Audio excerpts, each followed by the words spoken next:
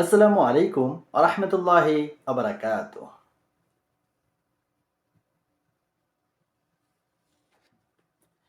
১৪ টাক ভারতীয় চিনির সঙ্গে জব্দ করা প্রাইভেট কারটি যুবলীগ নেতার। জেলা প্রতিনিধি, সিলেট, ঢাকা পোস্ট পত্রিকার প্রতিবেদন।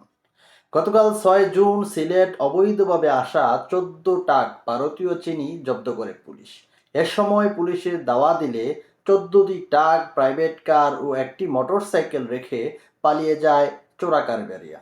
পরবর্তীতে জানা যায় জব্দ করা প্রাইভেট কারটি সিলেট মহানগরের যুবলীগ নেতা রূপন আহমেদের। জব্দ করা সেই প্রাইভেট কারের সঙ্গে রূপমের একাধিক ডকুমেন্ট ও ভিডিও চিত্র ঢাকা পোস্টের প্রতিবেদকের কাছে সংরক্ষিত আছে। রূপম আহমেদ মহানগর যুবলীগের তথ্য গবেষণা সম্পাদক। তিনি সিলেট মহানগর যুবলীগের সভাপতি আলম খান মুক্তির অনুসারী।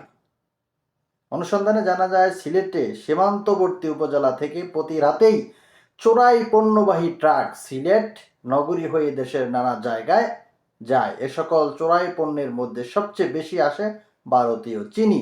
কম পুঁজিতে বেশি লাভ হওয়ায় চোরা কারবারিদের চিনিতে আগ্রহ বেশি।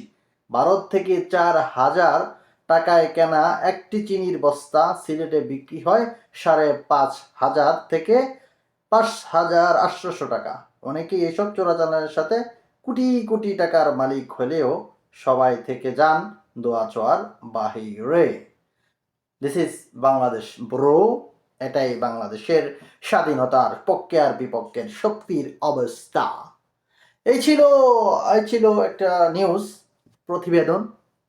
এখন আপনারা বলবেন না, আর কিছু বলার নাই, আপনাদেরকে জানাই দিলাম। ঠিক আছে, ভালো থাকবেন, সুস্থ থাকবেন, শুভকামনা সবার জন্য। জানতে চাই এবং জানাতে চাই আপনাদেরকে।